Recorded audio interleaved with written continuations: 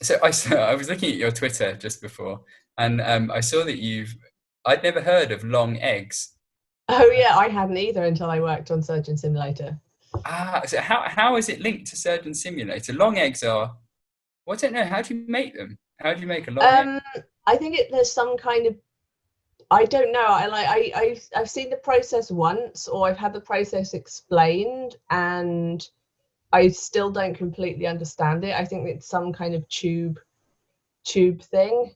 So But I don't know how, yeah, I don't understand how they get it, like all the yolks to yeah. like like merge together. But it's I was just told it was a community thing, unless I'm being pranked about long Okay. eggs. But yeah, apparently it's big in the Surgeon Simulator community, and I was asked to like try and put some references to long eggs in there.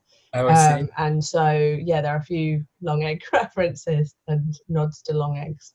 We've But been I watching. don't know how it came about. But like Boss's games are quite bonkers. So Yeah. it's, yeah, I don't know whether it came from I Am Bread or I don't think it came from the first Surgeon Simulator, but it sounds like maybe it's an I Am Bread thing. Yeah. Um, It's but yeah, it's when I heard that Surgeon Simulator 2 had a story, I was a bit like, what, huh? Like I don't understand. Like, is this like Holby City gone wrong or something? Like, yeah. I don't. But Surgeon Simulator's out in 2 days, I I think. I think mean, it's out today. it. So Yeah. it will be out by the time people Yes. are listening to this. What's it like writing a story for Surgeon Simulator? I just too much. It's funny. It was very much of a lockdown thing. So Yeah. it actually came together in about 4 months, probably less than 4 months, in Okay. terms of, Is that quick for a yeah, game? Yeah. yeah, it's quick for a game.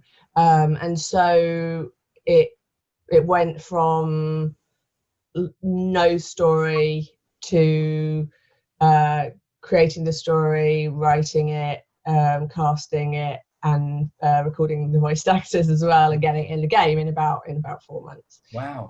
And so that was I think we managed to pull off something fun doing that. And Yeah. I just worked with Nate over at Bossa, and we just sort of came up with something together and worked with the designers to try and kind of finesse it into the levels.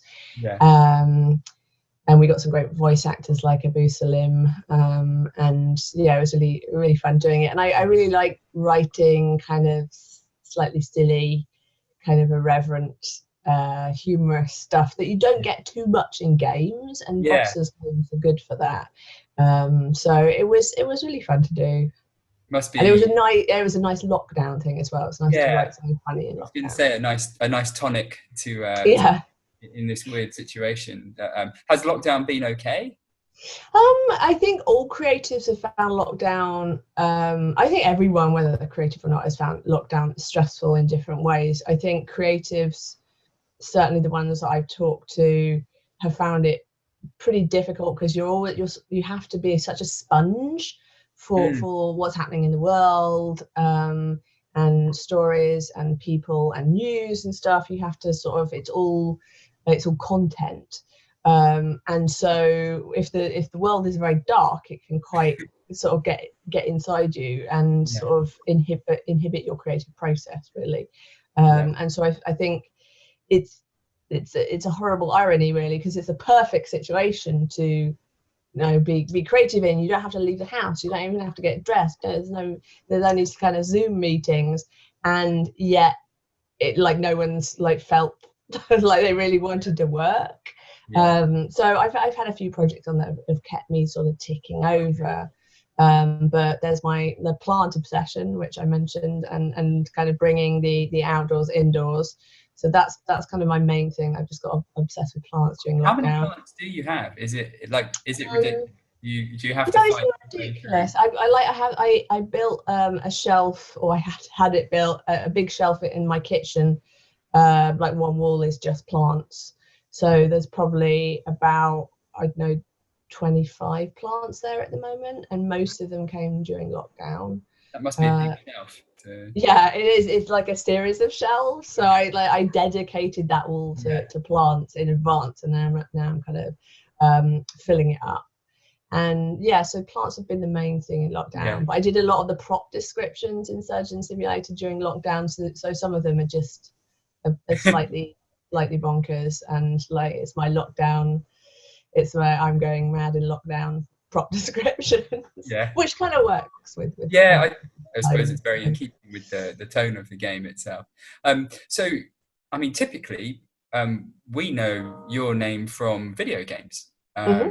You've done a lot of video games. The Tomb Raider reboot, and Rise of the Tomb Raider, the Overlord series, Mirror's Edge, even, like loads and loads of video games. And most recently, Lost Winds, Beyond the Page. Lost Words, sorry. I think there was a game once called Lost Winds, and I think that's why. It's possible. It sounds familiar. Sorry, Lost Words Beyond the Page, which is out on Stadia, and coming to Steam at some point, I think. Yeah, next year. Yeah, it's coming to other platforms. Which was lovely. But so I was kind of surprised. Maybe I shouldn't have been that surprised to hear that you have written a fighting fantasy. Yes. Book. And I just want to show for the camera here that I've got some fighting fantasy. Yeah. Just here. So they are, as people saw just there, they are these books that sometimes people refer to as choose your own adventure, but they were slightly different. The fighting fantasy, where you go through and you pick your way through a book, rolling dice and or A1 die, and fighting creatures and choosing whether you want to go like north or east, like this. How on earth did you come to be writing a fighting fantasy? Well, Ian Livingstone asked me. Oh, right. I've known Ian for a long time, and we did some sort of PR bits and pieces together when the Tomb Raider reboot was released in 2013. Yeah. So we'd known each other for a while, and he just asked me, and I thought, well, that sounds slightly scary, so maybe I should do it. And then it all kind of happened, and it was a really fun experience. I should have taken greater heed when Ian said it's really hard. Like, if Ian is saying it's really hard to write one, then it's probably really hard to write one.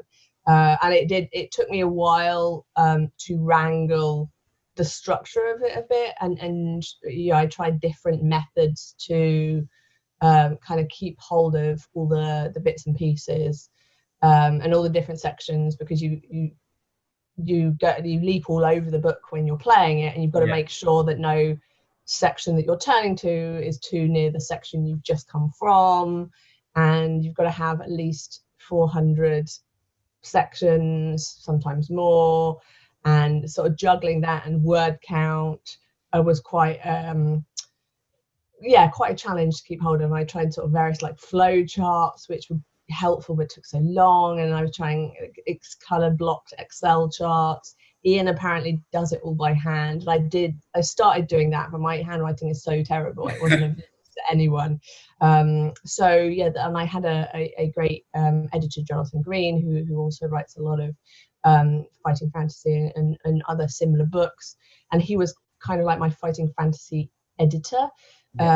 So he would just sort of advise me on setups of boss fights and how I could like structure different things happening in the fights, or what had a capital letter and what didn't, and don't use the word sandwich, it's a bit too modern, that kind of thing. I see. Like a lot of stuff that I wouldn't necessarily have picked up on. I'd read Charlie. You're not allowed to have any modern. It's sort of somewhat medieval in setting, and quite sort of standard fantasy, I'd say. Kind of like Lord of the Ringsy in some ways, Dungeons and Dragons. So it's quite straight fantasy, really, quite high fantasy in some ways. And I probably bent that a little bit because mine is all about goblins and floating cities, so it's a little, it's not steampunk per se, but it's probably what I call technomancy. So it's halfway between tech and magic. So it takes place, I don't know if you know much about it, but it takes place on a floating archipelago that floats inside this massive tempest. which is the biggest tempest on the over the Sea of Tempests, which is the main sea in between the two main continents in the book. Okay, So it's wow. it was my own little area to play with. And the technomancy is what underpins the whole archipelago, and what makes it float, and what makes other things within the archipelago. There's special sort of Da Vinci style wings that you wear when you fly between the different islands, and there are these little airships and things, and they're all powered by technomancy as well. And I took that from Charlie. Had a little scene in Gates of Death where he had some goblins flying you on this little I think it was a bear, and I really liked that. So I thought, well, what if you took that and kind of went bigger and created a whole area that was kind of goblin technomancy, and that's how Crystal of Storms came about. So and it's called Crystal of Storms, and it's out in October. Yes, October 1st. October 1st. So rewinding slightly, when Ian Livingstone gets in contact with you and says, like, hey, Rhianna, like, I've got an idea, I've got a proposition for you. Yeah. Would you like to write a fighting fantasy book? Is it something, had you talked to Ian about fighting fantasy before? Is it something that you knew instinctively what it was? Did you grow up with the fighting fantasy books? Did you? Yeah, I did when I was sort of about 8. Okay. So I told Ian about my fighting fantasy story, which was how I got a threatening "we're taking you to court" letter from my local library because I hadn't returned one of the fighting fantasy books. Which one? I think it was Death Trap Dungeon. Okay. And I think I'd sort of been reading it so much, and then I kind of like lost it in the detritus under my bed. I thought it was a bit harsh for a library to send a threatening letter over a library book to an 8-year-old child, but that is my main memory of fighting fantasy. And you know, I really enjoyed them. And when Ian asked me to if I wanted to write one, I read Charlie's previous one, Charlie Higson. So they've been sort of bringing back the fighting fantasy books over the last few years, and they've been bringing in some guest authors. So Charlie Higson, probably most known for the Fast Show in this country, he wrote Gates of Death, and so he was the first guest author. Okay. So I sort of refreshed myself by sort of going back and reading Charlie's book, and there's a lot more. Once you're writing it, there's a lot more to it than you take in as a reader. Even though I'm a reader that understands game design, once I was in there messing around with all the different sections, it was a lot harder than I envisaged, I think. Did you have an idea, or how hard was it to find an idea to begin with? Where do you find an idea? If someone said to me, you know, write a fighting fantasy book, you know, I wouldn't have any idea what to do, but the idea, I don't know where to start. Creativity is all about connections, and so the amount, you know, you're always taking content in from the world, and then it sort of goes into this narrative gumbo in your head, and then, you know, hopefully things will float to the surface, you'll make a connection, and then you'll go from there. And I had been reading a story about a floating, what looked like a floating city in the clouds over China. So it was a cloud formation, and they still don't know what caused it. It was a cloud formation somewhere over China, and it had formed what looked like skyscrapers in the sky. Wow. And on a floating island. And it was really amazing. And I don't know whether it was just a manipulated photograph or some kind of weird weather phenomenon. So that I had that in my head, and I was reading Charlie's book, and I liked them, and it was literally one little scene with the goblins, and that sort of came together in my head, and I kind of pitched the idea of these floating islands, and I like the idea of kind of drawing on my game experience and creating almost like a level, you know, different levels that you could go to in different areas. And I really enjoy world building, so I wanted something where I could kind of use the landscape to kind of underpin the world and the environmental storytelling. And so each of the islands in the archipelago contribute, have their own kind of theme and contribute to the economy of Pangaria, which is the name of the archipelago. So one island might be dedicated to farming, one might be the water island, one might be the technomancy island, and that.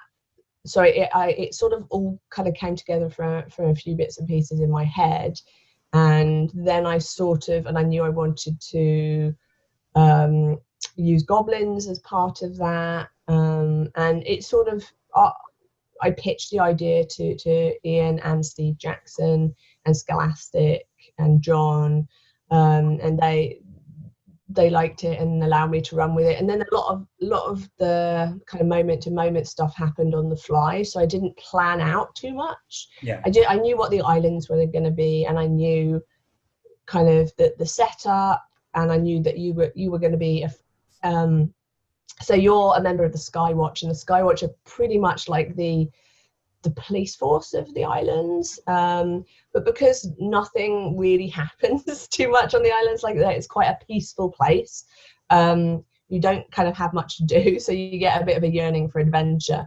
And then basically what happens is one of the central islands, so all the islands are named, there's 5 islands around a central 6th island, and they're all named after clouds. And so the Nimbus is the central island, and it's the kind of hub of the power within the archipelago. So sort of the seat of power, basically. And all the Skywatchers are summoned to a meeting at the Nimbus, and you're sent back to your Skywatch house to go and get the flyers, which are these kind of Da Vinci style wings that senior members of the Skywatch are allowed to have to fly between the islands. You're sent back for your commander's wings, and you just sort of step back onto the Nimbus, and there's a sort of explosion, and the Nimbus crashes out of the sky, and you're sort of falling, and you manage to put the wings on, and then you get to fly to your home island, and readers get a choice of which their home island is. Okay. And that sort of changes a little bit what happens on the island. So if you go to a home island, you're met by a friend of yours, and they sort of join you whilst you're on that island. Yeah. And if it's not your home island, different things might happen to you there. Yeah. And so that's really the premise. It's kind of like a little bit of a fantasy police procedural in some ways. Yeah, it sounds quite video gamey, which I suppose is understandable. But how different was it to the experience of writing and creating for a video game? I'd say there's probably more similarities in some ways than other writing I do. So I also develop for film and TV, which is, I'd say that's probably more different than this was, even though it's effectively prose. You're not sort of dealing with large sections of prose. You're continually writing different sections which all connect up.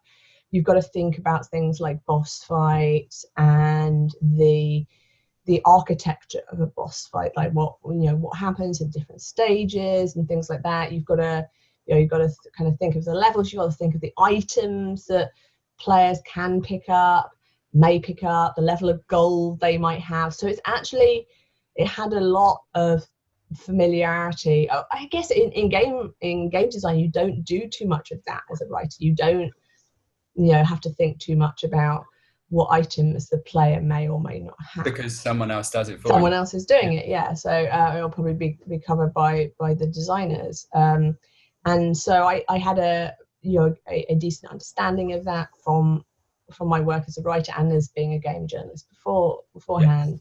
And that really helped. So I'd say it wasn't as, there's a lot of commonality in the structure between the two.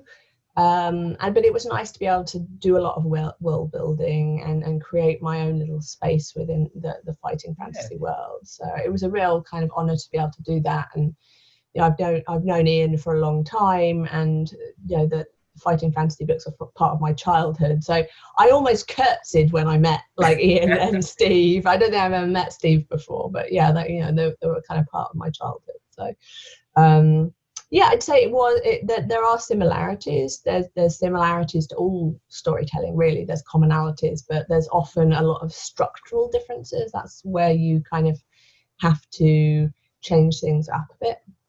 Yeah. One of my overriding experiences of fighting fantasy books is that they're quite hard. They kill you quite Yeah. unceremoniously, and you will die lots of times going through the books. Where does Crystal of is it Crystal of Storms? Crystal of Storms, yeah. Where does S- Storm sit within that?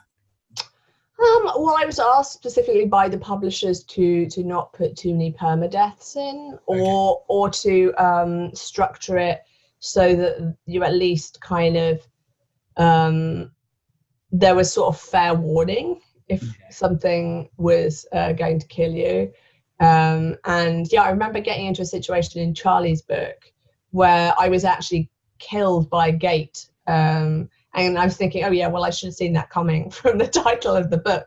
And I think like it did, once you got to that point, it didn't matter whether you jumped off the gate or tried to go through it, you died either way. Yeah. And that was a bit frustrating. So there's not too much of that. Yeah. And I was specifically asked to not do that. And it is aimed these days at eight to 11-year-olds is the sort of age range of 9 to 11. So there's definitely moments you can die outside of fights and things like that, but you've got a good opportunity to not die. So if you do die, it's probably your own fault.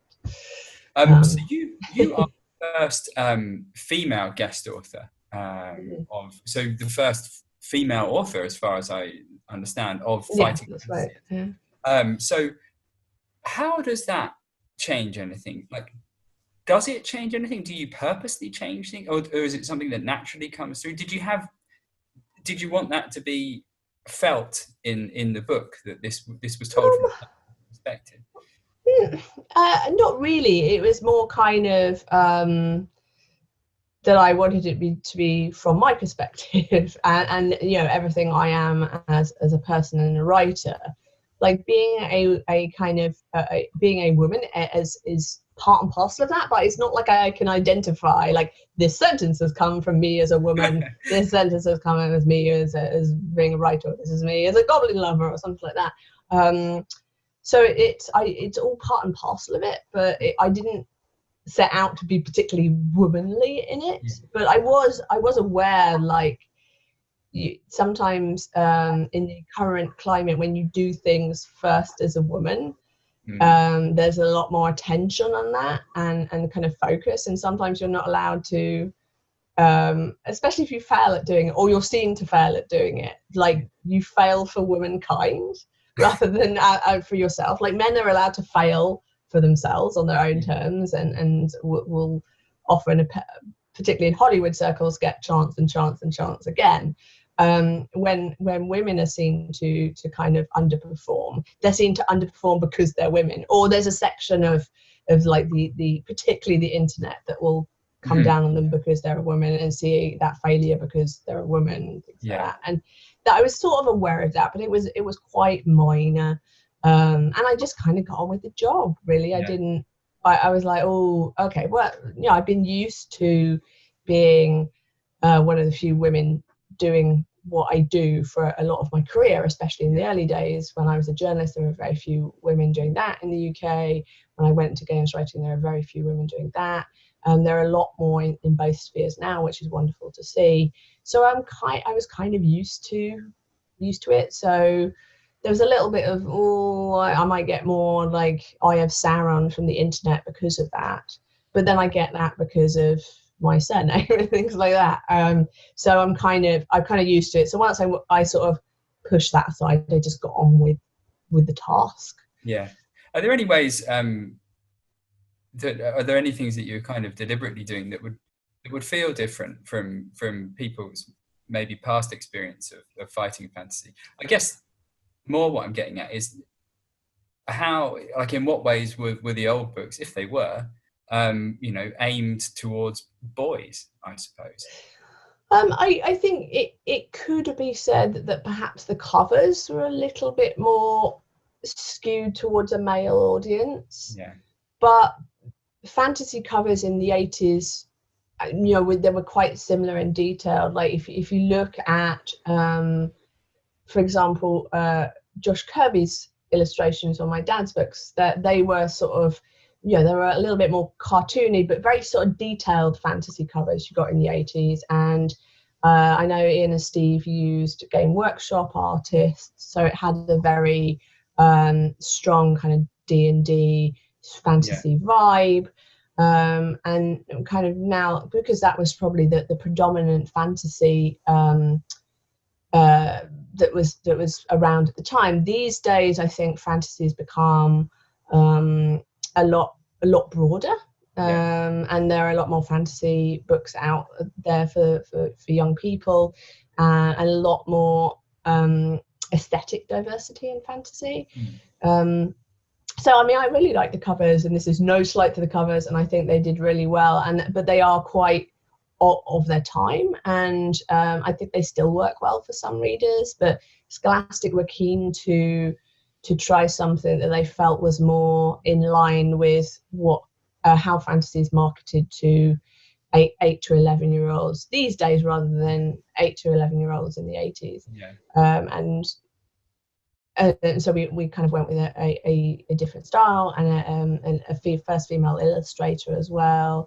And she's done some wonderful stuff, particularly the internal illustrations. Like, they really match the kind of tone of the book, which is it has to be, I have to write in a fighting fantasy tone, so it's fairly straight fantasy, and as I said, no sandwiches became pies, and it's quite strange. It's not particularly jokey or funny, and I was told, like, don't put many jokes in, and it's fairly straight, and I probably bent that as much as possible, because it's floating islands and goblins and lots of kind of bonkers stuff. And so it was sort of, and I created a whole load of new monsters for the world, and I also delved back into some of the classic fighting fantasy monsters. So John tipped me off about this book called Out of the Pit, which is like a compendium of classic fighting fantasy monsters. So I sort of went through there and just like picked my favorite, and some of them are quite are quite kind of unusual and haven't been seen for a while. So the things, I think they're called wheelies, and they're like these round coin style monsters that have a face.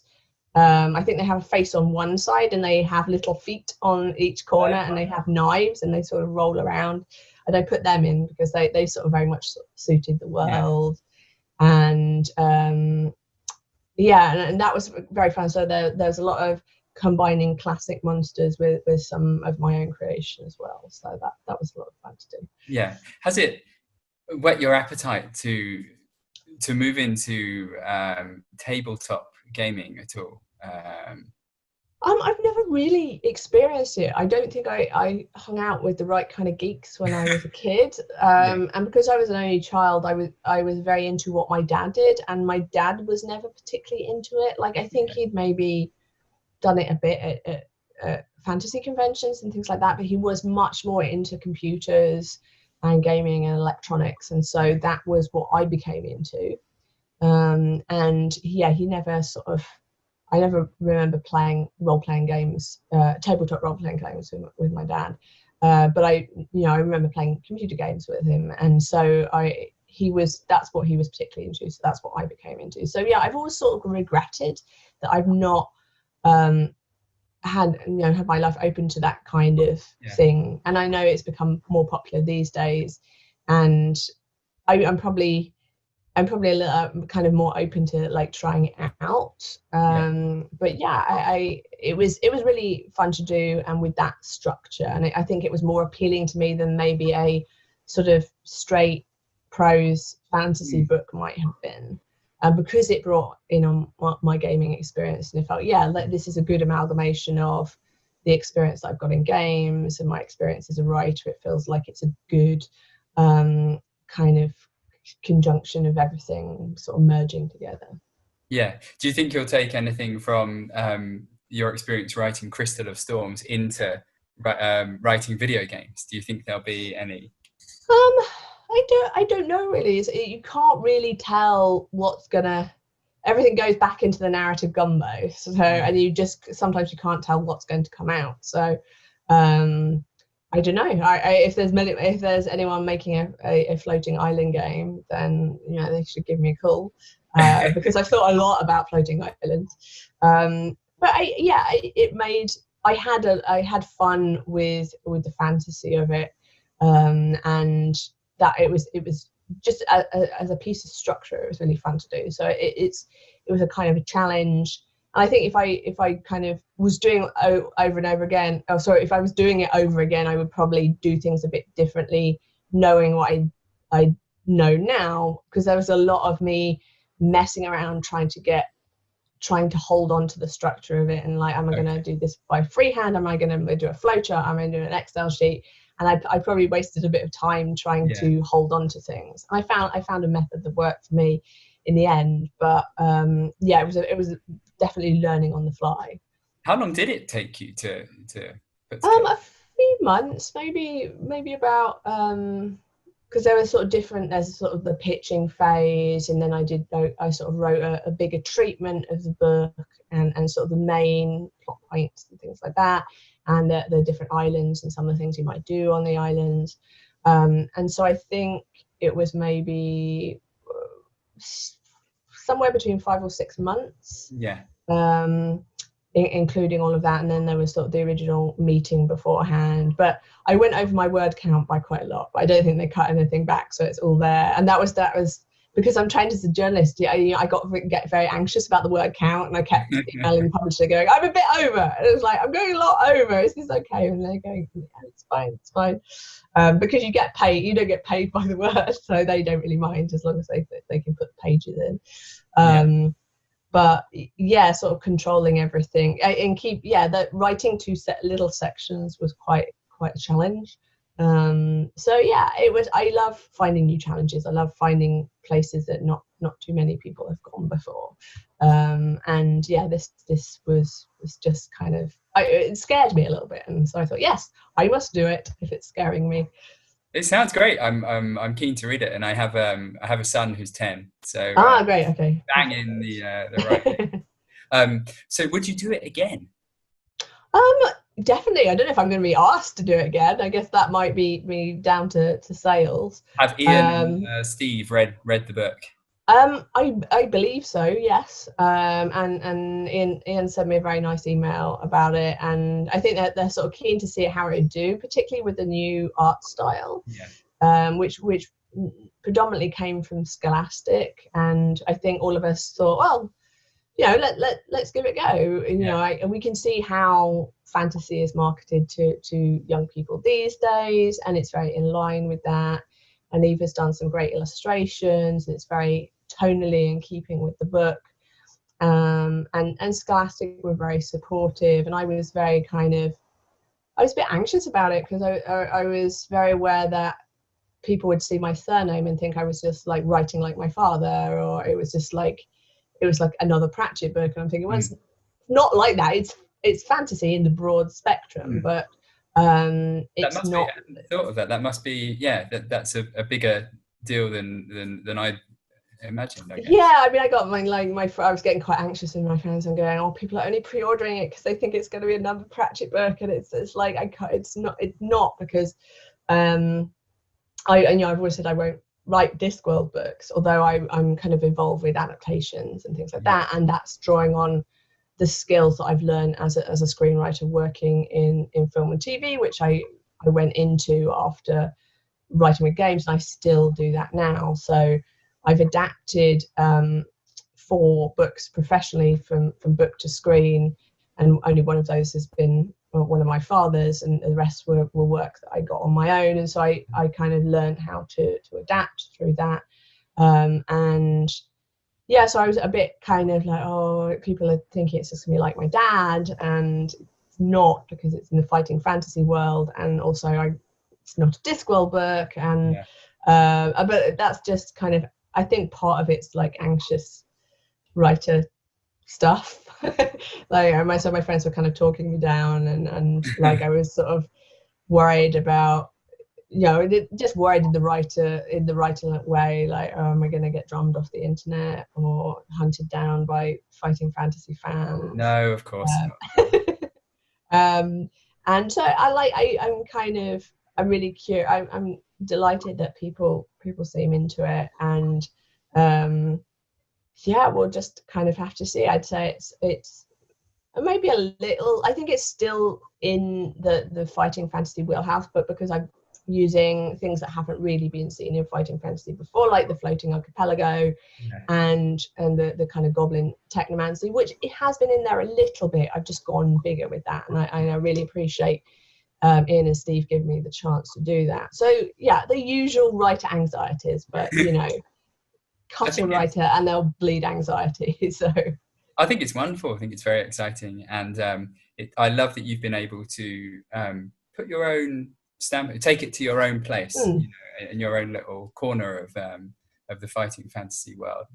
So away from fighting fantasy, you have obviously written Surgeon Simulator 2, which will be out now to people who are watching this. And before that, there was Lost Words. So what's next? I don't know what I'm asked to do next, really. So that, like, I've been working on one other game which hasn't been announced yet, but that's in very, very, very early stages. Or a smaller project? It's probably nearer the bigger games. It's probably not as big and flashy as Tomb Raider maybe, but it's sort of a bigger, you probably wouldn't call it indie in the same way that Lost Words is indie. But other than that, I tend to do more of my work in film and TV now, so working on adaptations. So I'm working with Motive and Motive Pictures and Endeavour Content, along with Narrativia, my company that controls the multimedia rights of my father's work. And we're working with them to create new adapted works of my father's books.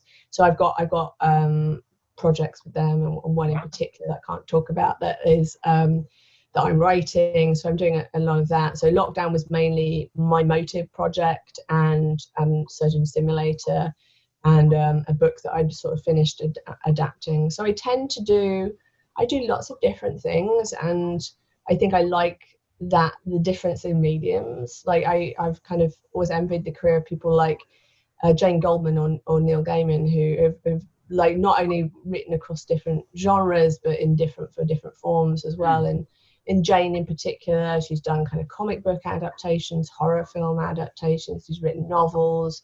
I'm not so interested in the novel side of things, but I really like that swapping mediums. Stardust, is that, did Jane do Stardust? Yeah, I love Stardust. Yeah, and like she also did Kingsman and Kick-Ass as well. Okay, and she's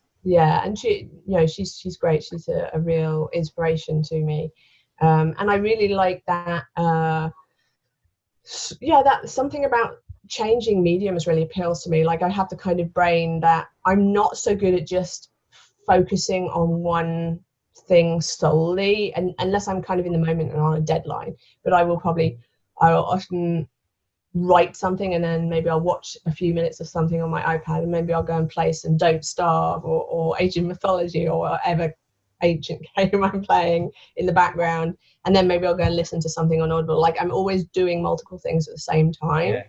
And I always wanted to try different things. And I think I've always been that kind of kid. I would try different things regardless of whether I'm any good at them. So when I was a kid, I played the saxophone, the violin, the guitar, and the keyboard. Wow. Not all at once, and I was not particularly good at any of them. Like I'm not. I'm probably, thankfully, I think I'm probably a bit better at writing than I am at music. But yeah, it was.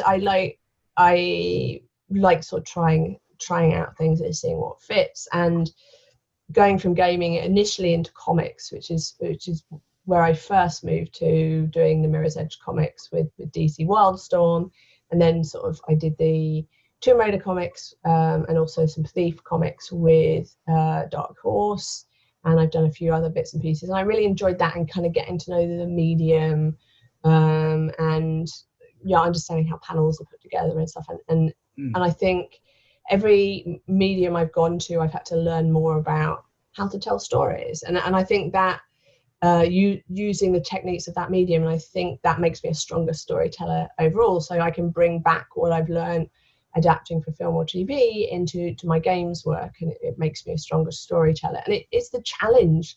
I think the challenge is what keeps me invigorated, new stuff, new mediums, new genres and things like that. So I'm always looking for those kind of new challenges. I think that's fantastic. I think it's great you've been able to find your voice in different ways, and I think it's really nice when you have a creator who, a creator is a creator no matter what the medium is, just if they can find a way to kind of share their stuff, and so I think that's brilliant.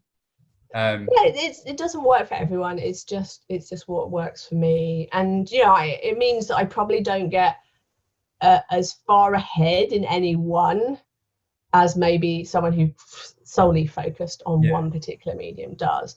But I think it just learning all the different things. I think as you get older, sometimes it can be a little harder to force yourself to learn new things. And so if I can learn new things through having to find work and paying the bills, that's a good way of kind of getting some learning into your life without sort of going back to university or taking a course or whatever. And so it keeps the learning side of my brain active, I think. Which feels nice as well. So thank you very much for your time today. I feel like we're coming to a bit of a close. I just wanted to ask you, because you kind of touched on it actually, I've been interested what I know people have had a lot of time, so there's probably going to be a lot of answers to this. But what's a creative person like you been A, playing in lockdown, B, watching in lockdown, maybe reading in lockdown as well? So playing, I've been quite interested in sort of playing outdoors games. So I really like wilderness survival games. It's a little bit of a niche genre, but I grew up in rural Somerset. I spent a lot of time in the outdoors, and my family had goats in the front garden and chickens and ducks in the back, and we lived on the edge of a valley, and we used to have to milk the goats every day and walk them to their field on the other side of the valley. And my dad used to educate me about the plants and berries and fungus that were edible. And I used to read a lot of wilderness survival books as a kid. I think I always had this fantasy about being lost in the wilderness. And so I get, and sometimes I actively gravitate towards games I think my dad would have liked, because he was a big gamer as well. So I joke on Twitter about playing games with the ghost dad in my head. And one of the ghost dad in my head games that I play is The Long Dark, which is set in the Canadian wilderness. And I can almost hear my dad commenting on the game in the back of my head. And I went back to The Long Dark, because I think I played episode 1 and then some of 2, and I hadn't really messed around with the survivor mode. So I went quite heavily back into Long Dark. I played 1, 2, and 3 again of the episodes, and then I got very into the different survivor modes and playing the challenges and things like that. And I would my partner has daily evening baths, and so once he was in the bath and not a captive audience, so to speak, I'd go in and tell him all about my adventures fighting bears and how I'd shot a moose with one shot, and then I got killed by wolves trying to take the meat back to my house. And I always had some kind of emergent narrative story about the Long Dark. I was also playing Among Trees as well, which is kind of a probably more relaxing version. You still can get cold, and there's still sort of challenges, but it's less, it's more about building your cabin up. It's a bit it's very Walden-like. So you're building up your cabin in the woods, and you're kind of adding on new areas, and that was in early access. So I was sort of playing that. No wolves in it, but I did learn how to fish, which was quite interesting, because it like the fishing mini game in it is sort of has the most similarity I've seen to actual fishing. Okay. And that was kind of cool, and I played as much of that as I could. It has got bears in, and they're about the size of caravans, but you can avoid them, and it's probably a little bit more tranquil than the Long Dark, sorry. And yeah, so I'm pretty expert at the Long Dark now, I'd say. So that's happened in lockdown. Collected lots of plants, become an expert in the Long Dark. What else has happened? What else have I listened to? I've been watching a lot of Lucifer with my partner. So that's our TV series. I think we're on the end of just started season 4. Schitt's Creek we got through. Yeah, it's good. Yeah, I enjoyed it a lot. Schitt's Creek was good for like half an hour comedy, blew through all of that. I got him to watch Episodes with me, which is with Matt LeBlanc and Tamsin Greig about writing a TV show in LA, and that's how I kind of educate him about what Hollywood is like a bit. So now if I tell him some problem I'm having, I'm sort of go, it's like that bit in Episodes. So that was my way of educating him about that. What have I been listening to? I listen to a lot of reading. I probably listen to books more than I read them these days. I think I used to read voraciously as a child, and I obviously as a student as well, but over the years I've sort of lost the knack of it. And the reason I say knack is because you have to focus on a book, and it's just that you focus on, and you have to keep your attention on the book, and I'm not as good at doing that as I used to be. And I probably got into it, but I probably read a little bit more traditional reading during lockdown, a bit more, but also I tend to blow through Audible books a lot, and I like biographies, political stuff as well. I like Mary Trump's book about Trump was really interesting. What else? I'd have to get my Audible list. I've been listening to some of my dad's books in Audible as well, to get the voice in my head. I mean, I listened to the unabridged version, so Stephen Briggs's reading of the unabridged versions of the book, and I've known Briggs for a very long time. He's a friend of the family, so it's kind of funny having his voice in my head so much, but it was really to kind of make sure I was capturing the voice, the spirit. And yeah, I've noticed more things in there, and I've gone to Rob, who was my dad's assistant for 20 years and business manager, and Rob and I co-own Narrativia, and also done Manifeston, which is the company that deals with the publishing side of things, so anything to do with books. And Narrativia deals with anything other than books. I think I was asking him about cupcakes in The Shepherd's Crown, and did he put Esk and Tiffany having cupcakes because I was going through a cupcake phase at the time, and he couldn't remember whether that was the case or not. But I don't think my dad has ever been near a cupcake, but I remember talking to him about cupcakes. So I think that is that sort of got into the cupcakes, went into the narrative gumbo of my father's head and came out in a scene. And Esk was one of the characters that he openly said was based on me as a kid. Esk was originally in Equal Rights and then comes back in The Shepherd's Crown. And Tiffany is very similar to Esk as well. So I've kind of noticed little things like that. And so I've been listening to those a lot. I like kind of crime stuff, thriller stuff. I listen to a lot, all sorts of things. I think it's definitely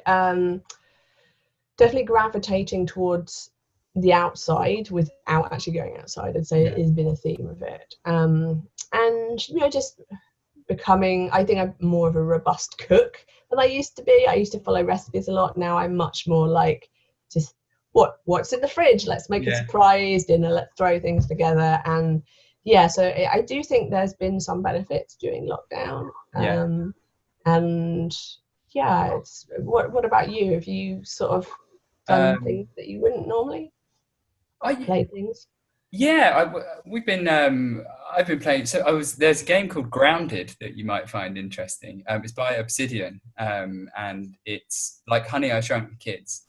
Oh yeah, is it multi? It looks like it's multiplayer It's though. multiplayer, but you can play it on your own in a single player. Okay. You can, and I was playing a bit of that, and it's really cute and sort of chunky the way they've kind of realised it, and it's just so the experience of being small in a back garden, particularly when the insects come along, and the spiders are amazing. I quite like spiders, and they do that sort of creepy the way they move. Just they're really good, and they're an absolute menace. That was a really standout thing.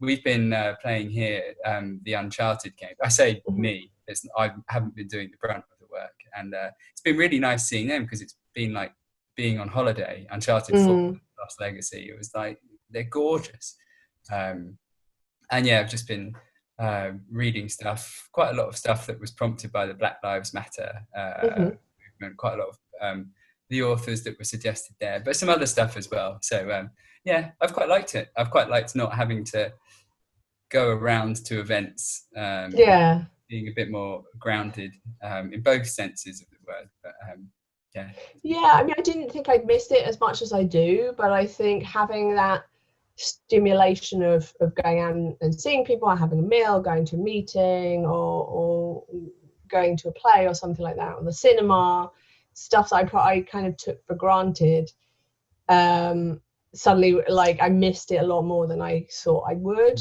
You know, I thought I would have like, hey, imagine you can have like days and days of time where you don't have to have any meetings, you don't have to leave the house. I would have gone, oh my god, that's perfect. Except that in reality it wasn't, because like the world was dark and horrible, and it's still dark and horrible to a certain degree, but I think I've just got used to it. I've just become hardened. Yeah. There's one book I just thought of that I have to recommend, and then I'll stop talking. It's a book by Rutger Bregman, and it's called Humankind, and I think it came out in April. And it's about reappraising how we're kind of fed this story that humankind is inherently evil. And it's a book sort of at the opposite of that, and going, in fact, looking at all this evidence, we're not. We're the opposite. It's just that we kind of conditioned through some books like Lord of the Flies and famous things like that to believe that we will inherently try to get one up on each other. And it's really convincing, compelling stuff, and it's really well written as well. It's quite engaging and fun to read, which some historical books aren't sometimes, or written from a history kind of. Okay, I'll check that. But that's really good. I recommend that. But on that note, thank you again. I imagine people might be watching this and going, "Oh, I've clocked out ages ago." But thank you very much for your time. I really appreciate it. Yeah, you're very welcome. For anyone who is still with us, that's Fighting Fantasy: Crystal of Storms, and it's out 1st of October. Look for it, read it yourself, buy it for your children. Any excuse you need, buy it. But thank you once again. Thank you.